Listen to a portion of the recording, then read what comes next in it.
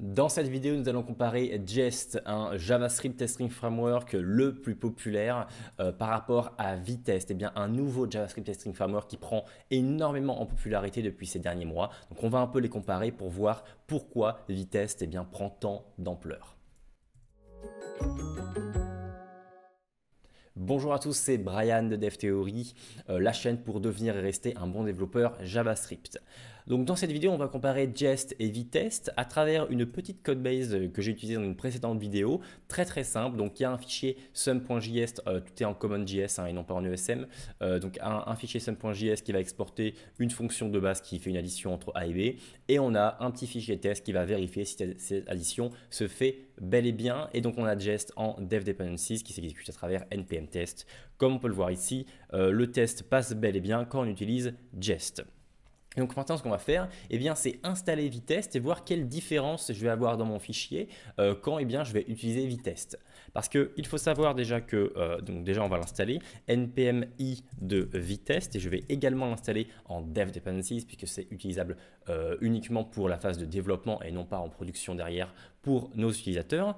Donc je vais installer Vitest, je vais faire en sorte dans le script d'avoir un nouveau script qui va s'appeler tout simplement Vitest et qui va exécuter eh bien, Vitest.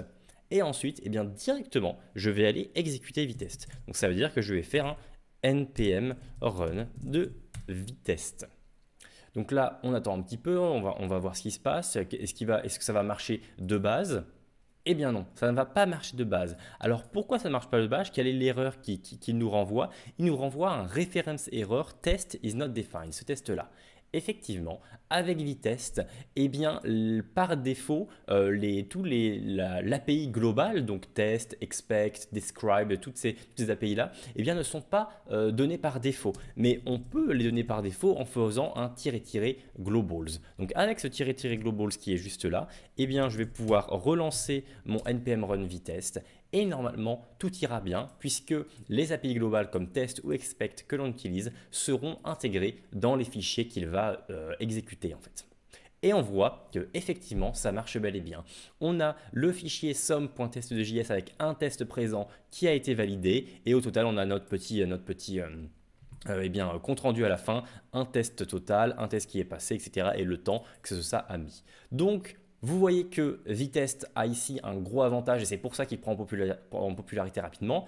C'est parce qu'en fait, l'API que Vitest utilise est la même que Jest. Vitest est compatible avec Jest puisqu'il utilise la même API. Ici, test c'est la même chose, expect c'est la même chose. Ici, l'assertion library c'est la même chose. Donc c'est pour ça que déjà c'est un énorme avantage de Vitest.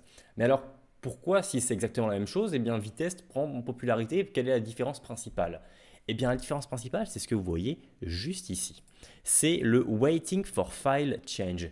En fait, Vitest est créé avec Vite qui permet du Hot Module Reloading. Le Hot Module Reloading, c'est une technologie, c'est un principe qui permet en fait de recharger l'exécution dès qu'on capte qu'il y a un changement en fait. Donc c'est du Watch Mode. Et ça veut dire quoi? Ça veut dire que là, à l'instant où je modifie mon test, je veux plus en fait que ce soit égal, je m'attends plus que ce soit égal à 3, mais je m'attends que ce soit égal à 4. J'enregistre, vous voyez que là, ça n'est pas enregistré. J'enregistre, tac, et automatiquement, eh bien, Vitest va me reload le fichier qui a été modifié, uniquement le fichier qui a été modifié, ce qui va me permettre de voir si mon test fonctionne toujours ou pas. Et là, je vois qu'il ne fonctionne plus. Mon test ici, vous voyez qu'il y a un rerun ici qui a été fait. Mon test sum should do basic addition ne fonctionne pas. J'ai eu une assertion error parce qu'en fait, il s'attendait à ce que la valeur 3 soit égale à la valeur 4. Effectivement, eh bien, ça n'a pas été le cas. Donc vous voyez que là c'est un énorme avantage puisque de base ça va me reload. Donc si je commence à écrire un test, il est en erreur et petit à petit eh bien, je le modifie et au bout d'un moment tac il passe, eh bien vous voyez que c'est un énorme avantage. C'est un énorme avantage parce que j'ai pas besoin de relancer Jest. Parce que pour rappel Jest, il faut le relancer à chaque fois et c'est long. Parce que là j'ai un temps d'attente ici qui est assez long en fait. Alors que Vitest, une fois que je lance une fois, eh bien en fait, il reste lancé et il va rerun automatiquement mes changements. Donc quand on va écrire, vous voyez que là, Jest n'est toujours pas exécuté. Hein. Quand on va écrire eh bien, des petits changements petit à petit, eh bien on va devoir relancer Jest à chaque fois pour savoir si ça passe ou pas. Donc c'est vraiment assez long. Donc Vitest a pour ça un énorme avantage, ce Hot Module Reloading, ce Watch Mode en fait. Au-delà de ça, on va avoir d'autres différences, notamment une différence par rapport à l'architecture même du JavaScript qu'on va écrire.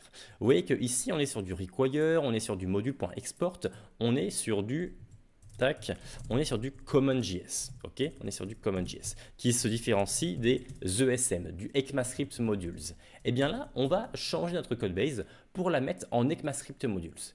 Donc la première chose qu'on va faire, c'est qu'on va rajouter l'attribut type et on va pas faire CommonJS, on va faire module, puisque CommonJS c'est la valeur par défaut. On va le mettre en module, donc en ESM. Pour ça, il faut également changer le code. Ici, on va changer le code, on va faire un export default, on va exporter une fonction qu'on va nommer sum et qui va faire exactement la même chose bien sûr, A, B, tac, et donc qui va return A plus B, tout simplement. Là, on a fait la même chose, on a juste créé une vraie fonction au lieu de faire une fonction, une eurofunction. Ensuite, ici, ça va plus être du const sum, require, etc. Ça va être du import sum from, tac, et là, donc, je vais faire le fichier sum, juste ici. Et normalement, on n'a plus de changement. Là, ce code-là, il est toujours bon. C'était juste au niveau donc, des modules en fait, que ça a changé. Donc, c'était au niveau de ces deux points-là. Je vais réexécuter vitest pour voir en fait s'il prend en compte de base les ESM. Donc, npm run de vitest. J'attends un peu qu'ils exécutent. Tac. Avec les globals d'ailleurs qui sont fournis. Et voilà, il s'est exécuté, il s'est bien exécuté et ça a bel et bien marché. Donc ça veut dire quoi? Ça veut dire que vitest de base fonctionne avec du CommonJS et avec des ESM. Donc ça c'est une super nouvelle parce que quel que soit où vous êtes, quelle que soit la codebase que vous avez, sur quel type de code JS eh bien, elle va s'appuyer, eh bien vitest fonctionnera de base, out of the box. Donc c'est vrai que c'est un gros avantage. Pourquoi c'est un gros avantage? Eh bien comme vous pouvez le deviner, parce qu'avec Jest, eh bien ce n'est pas le cas. Si de base j'exécute Jest, donc avec ma commande npm test, si j'exécute Jest de base, eh bien en fait il ne va pas supporter les ESM. Voilà, Jest vient s'exécuter et on a effectivement des problèmes. Il a rencontré un token qu'il ne comprenait pas. Il nous dit qu'effectivement la syntaxe du fichier ne fonctionne pas comme il faut ici. Et là, il nous dit que si vous essayez d'utiliser les ECMAScript modules, alors regardez cette page. Et dans cette page, en fait, on nous dit qu'il faut rajouter Babel, il faut donner des options à Babel pour que eh bien, les ECMAScript modules soient prises en compte. Donc en fait, Jest de base eh bien, ne fonctionne pas avec les ESM et ça c'est vraiment dommage à l'heure actuelle, sachant que c'est la librairie la plus utilisée. Et donc c'est encore une fois un énorme avantage de vitest d'avoir de base l'exécution, enfin la prise en compte des ESM, parce que c'est vraiment ce qu'on écrit en tant que développeur maintenant quasiment toujours. Ce qu'il faut également savoir, c'est que Vitest est une librairie qu'on appelle ESM First, ECMAScript First. Donc en fait, pour Vitest, il vaut mieux écrire de base en ESM.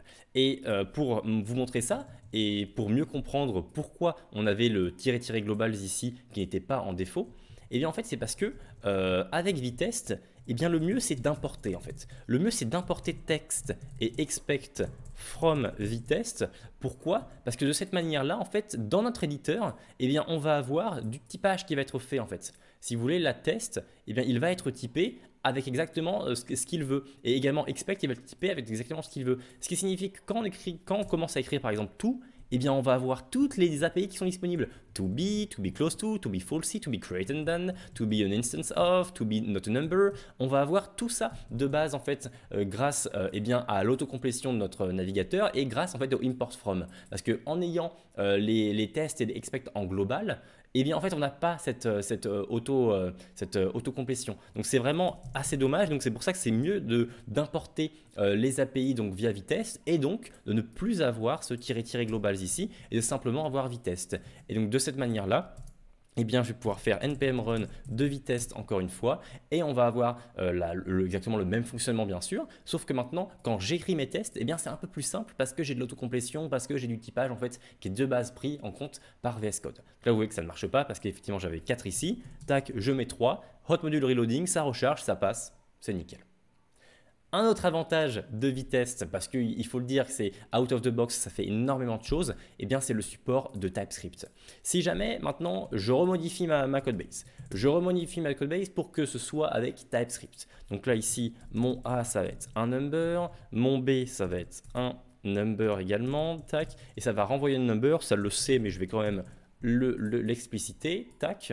Eh bien mon test, je vais également pouvoir le mettre en TypeScript, ce qui va permettre donc d'avoir des tests avec TypeScript. Et là, on n'a rien à modifier. On n'a rien à modifier parce que ça, c'est du TypeScript valide en fait. C'est dans le code. On pourrait mettre ici un 2.void, mais on n'a pas forcément besoin. Et donc maintenant, donc là, j'arrête ma commande parce que c'était encore sur du… Alors non, ça avait pris en compte le .ts. Vous voyez que ça avait déjà pris en compte le .ts. Donc en fait, ça marchait déjà.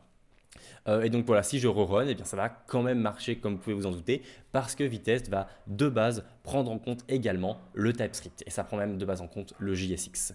Donc voilà, c'est vraiment pour vous montrer que Vitest, c'est un peu la version upgradée de Jest à travers tous ces avantages-là. Et je voulais que vous compreniez pourquoi en fait ça prend autant d'importance et de popularité très rapidement. On peut voir au niveau du GitHub, juste ici, que ça a déjà donc 5000 stars, mais au niveau des téléchargements, il y a déjà plus d'1 million de téléchargements par mois, je crois, pour Vitest. Donc il y a énormément de choses. Bien sûr, on n'a fait que effleurer un Vitest, mais que de base, Jest fait énormément de choses et bien Vitest fait énormément de choses également. Donc voilà tout. Et je voulais également vous parler du cours sur les fondamentaux des tests unitaires que j'ai créé, et bien, où j'utilise totalement Vitest. Bien sûr, c'est interchangeable avec Jest puisque j'utilise les mêmes API, mais tout de même, j'utilise Vitest dans ce cours-là parce que je pense qu'il vaut mieux utiliser les nouvelles technologies qui sont très prometteuses comme celle-ci. Et donc, dans ce cours-là, qui vous permettra de sécuriser votre code JavaScript si jamais vous n'avez pas encore mise en place de test unitaire, eh bien, vous allez apprendre justement à utiliser Vitest, à utiliser Jest, tout ça pour avoir du code Node.js, pour avoir du code sur les navigateurs avec le DOM, etc.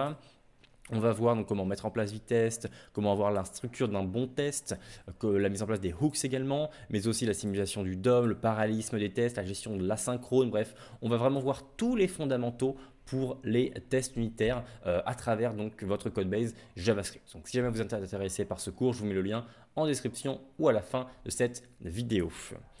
Écoutez, j'espère que cette vidéo vous a plu. N'hésitez pas à me dire ce que vous en avez pensé en commentaire. Dans tous les cas, on se retrouve dans une prochaine vidéo et je vous souhaite en attendant un très bon codage.